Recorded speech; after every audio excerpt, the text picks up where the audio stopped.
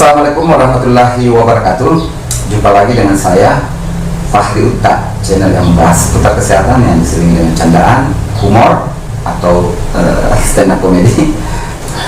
Gimana kabarnya teman-teman sekalian? Semoga saja dalam keadaan sehat dan dalam lindungan Allah Subhanahu wa Ta'ala. Pada pertemuan kali ini kita akan membahas tentang proses keperawatan, dimana di video sebelumnya kita juga sudah membahas tentang hambatan menuju kualitas berpikir yang tinggi dan hal-hal yang membuat Anda berpikir unik. Nah, sekarang kita langsung masuk ke materi inti dari berpikir kritis dari keperawatan tersebut, yaitu proses keperawatan. Tapi sebelumnya kita rehat sejenak.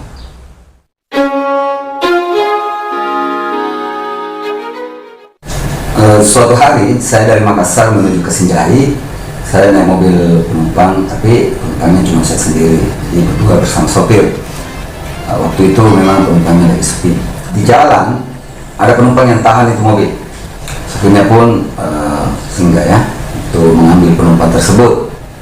Tiba-tiba penumpang itu ngomong ke saya, kan saya duduk di depan. Penumpang itu ngomong ke saya seperti ini, bisa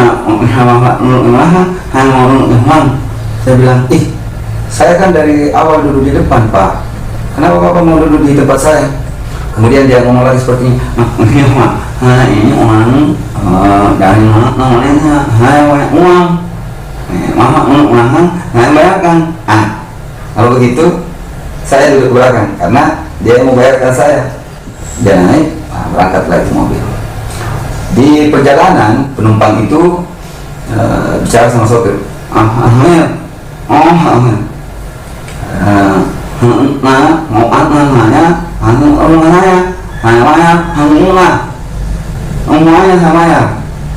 Pak sopir diam-diam saja. Saya heran, kenapa ini sopir ditemani bicara tidak mau ngomong. Jadi lama-lama di perjalanan penumpang ini marah-marah. Dia mau minyak sama saya. Ini mobilnya ngomong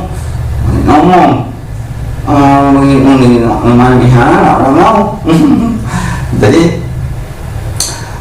tidak lama kemudian penumpang itu sudah sampai di tempat tujuan. Lalu kemudian dia sudah bayar 1 juta, termasuk saya dibayarkan. Alhamdulillah saya dapat rezeki amplop. Waktu di perjalanan saya tanya itu sopir, kenapa tadi ditemani bicara sama penumpang itu, Bapak tidak mau temani bicara? Kenapa? Tiba-tiba sopir itu ngomong seperti ini. Yang sama nanti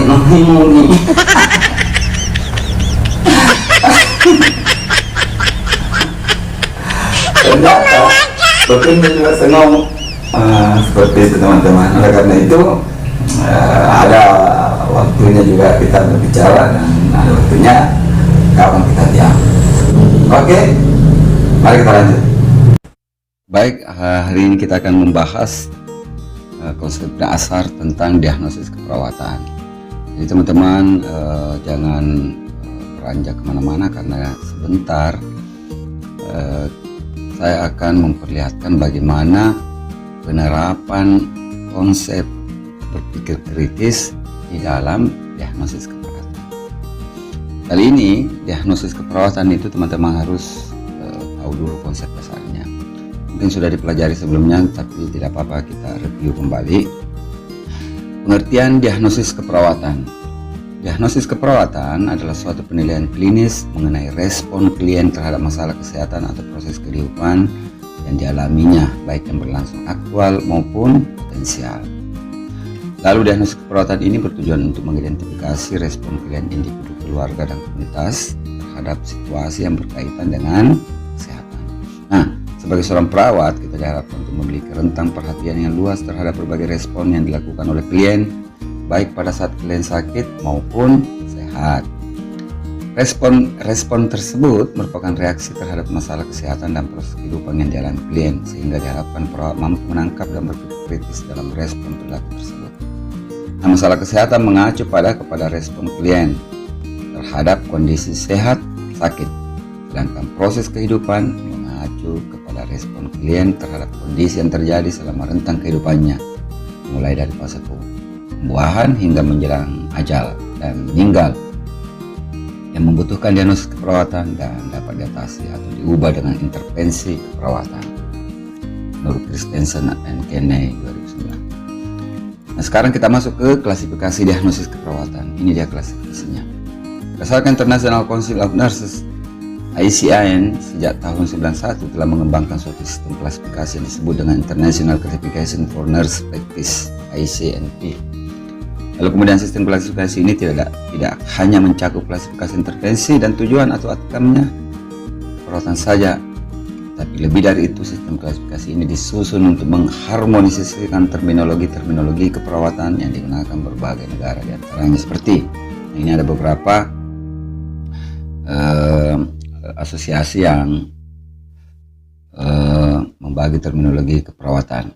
Yang pertama dari Clinical Care Classification atau CCC. Ini ada North American Nurse Diagnosis Association atau biasa disebut dengan NANDA, asosiasi perawat di Amerika Utara ya. Kemudian Home Health Care Classification (HHC), kemudian ada SNOMED City, IFC, SIP, Omaha dan seterusnya. Jadi teman-teman itu harus ketahui dulu bahwa ini adalah asosiasi yang membagi terminologi diagnosis keperawatan atau proses keperawatan. Lalu ICNP (International Classification of Nurse Practice) membagi diagnosis keperawatan itu menjadi 5 kategori, yaitu fisiologis, psikologis, perilaku, rasional, dan lingkungan. Gitu.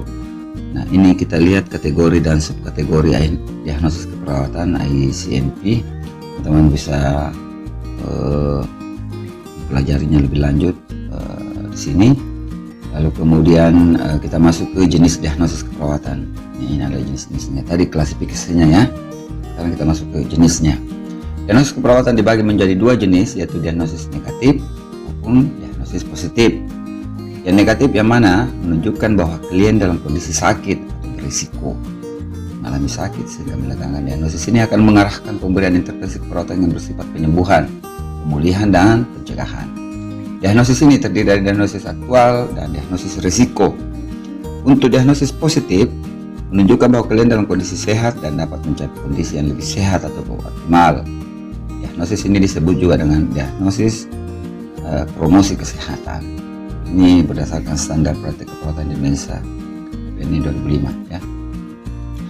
Berikut penjabaran lengkap mengenai macam-macam diagnosis tersebut di atas berdasarkan di buku Carpenito ya 13 menurut Potter dan Perry. Diagnosis aktual itu yang mana? Diagnosis ini menggambarkan respon klien terhadap kondisi kesehatan atau proses kehidupan yang menyebabkan klien mengalami masalah kesehatan. Tanda atau gejala mayor dan minor dapat ditemukan dan divalidasi pada klien secara langsung. Untuk diagnosis risiko, diagnosis ini menggambarkan respon klien terhadap kondisi kesehatan atau proses kehidupan yang dapat menyebabkan klien berisiko mengalami masalah kesehatan. Artinya belum aktual ya. Dalam penegakan diagnosis ini tidak akan ditemukan tanda atau gejala mayor atau minor pada klien. Ingat itu.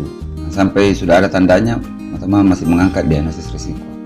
Namun klien akan memiliki faktor risiko terkait masalah kesehatan yang mungkin akan dialaminya di kemudian hari. Lalu kemudian ada diagnosis promosi kesehatan. Diagnosis ini menggambarkan adanya keinginan dan motivasi klien untuk meningkatkan kondisi kesehatan ke tingkat yang lebih baik dan optimal. Jadi kalau ke tingkat yang lebih buruk, yaitu risiko. Kemudian promosi kesehatan biasanya menggunakan potensial, jadi ke arah yang lebih baik. Nah, komponen diagnosis keperawatan ini komponennya.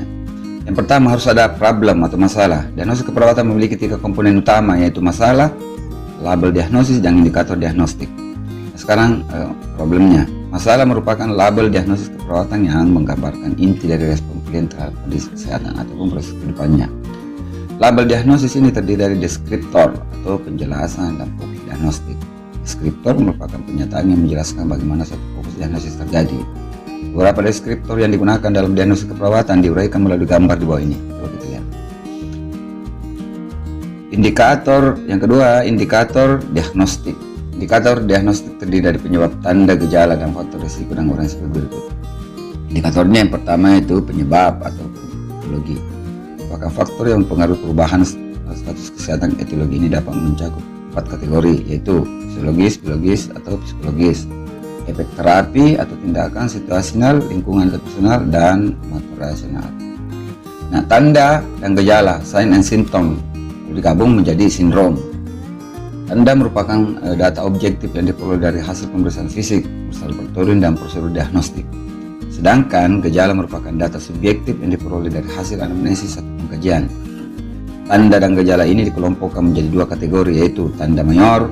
Gejala mayor ditemukan sekitar 80% sampai 100% untuk validasi diagnosis. Nah, untuk tanda gejala minor tidak harus ditemukan, namun jika ditemukan dapat mendukung penegakan diagnosis. Nah, untuk faktor risiko atau risk factor merupakan kondisi atau situasi yang dapat meningkatkan kerentanan klien dalam mengalami masalah kesehatan atau proses kehidupannya. Indikator diagnosis ini akan berbeda-beda pada masing-masing macam jenis diagnosis. Pada diagnosis aktual, indikator diagnostiknya terdiri dari penyebab dan tanda gejala, itu ya. Untuk risiko tidak memiliki penyebab tanda gejala, melainkan hanya faktor risiko saja.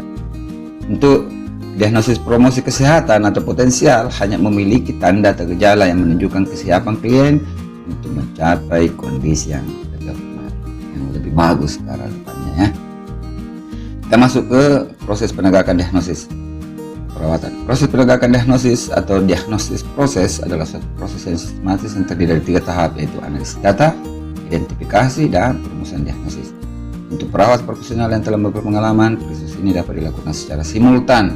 Namun untuk perawat yang belum memiliki pengalaman yang memadai, setidaknya diperlukan latihan dan pembiasaan untuk melakukan proses penegakan diagnosis secara sistematis. Jadi kalau teman-teman sudah membiasakan, biasanya langsung secara simultan ya. Proses penegakan diagnosis keperawatan diuraikan sebagai berikut. Ada analisis, identifikasi, perumusan diagnosis. Analisis data. Pertama, bandingkan data dengan nilai normal atau didapatkan dari pengkajiannya. Kita bandingkan dulu, lalu kita kelompokkan. Nah, teman-teman di sini bisa baca sendiri ya. Tanda gejala dianggap bermakna, dikelompokkan. Nah, inspirasinya, kenyamanan, penyuluhan pembelajaran. Proses pengelompokan data ini dapat dilakukan baik secara induktif dengan memilah data sehingga membentuk sebuah pola, nah, atau secara deduktif, maksud saya menggunakan kategori pola kemudian mengelompokkan data sesuai kategorinya. Setelah itu kita identifikasi masalahnya. Setelah data dianalisis, perawat dan bersama-sama mengidentifikasi masalah, mana masalah yang aktual, risiko, dan atau promosi.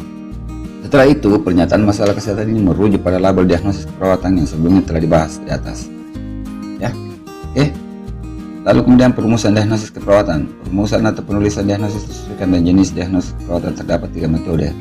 Penulisan di bagian 3 bagian atau 3 part format. Metode penulisan yang terdiri dari masalah, penyebab, dan tanda gejala dan hanya dilakukan. Contohnya, nah, formulasi diagnosis keperawatan 3 bagian. Berhubungan masalah, lalu ada kata berhubungan, baru ada penyebab, dibuktikan dengan tanda gejala. Frase berhubungan dengan dapat disingkat B.D ya, atau frase dibuktikan dengan dapat disingkat dengan DD. Contoh, persiapan jalan napas tidak efektif, berhubungan dengan fase jalan napas ditandai dengan. Jadi teman-teman tidak perlu menulis panjang. Dan tandanya batuk efektif, putung berlebih, mengik, disnub, dan gelisah. Untuk penulisan 2 bagian, metode penulisan ini dilakukan pada diagnosis risiko dan diagnosis promosi kesehatan dan dengan formulir sebagai berikut. Diagnosis masalah dibuktikan dengan faktor risiko. Contoh, risiko aspirasi dibuktikan dengan tingkat kesadaran menurun. Kemudian diagnosis promosi kesehatan, masalah dibuktikan dengan tanda dan gejala. Contohnya, kesiapan peningkatan eliminasi urin dibuktikan dengan pasien mengatakan ingin meningkatkan eliminasi urin, jumlah dan karakteristik urin normal. Ya, lagi asan, kita istirahat dulu ya. Saya mengingatkan kepada teman-teman sekalian, jangan lupa nonton video terbaru dari saya dan video terbaik untuk Anda, serta subscribe channel yang ada di bawah ini. Oke, terima kasih telah menonton, sampai jumpa dan semoga bermanfaat.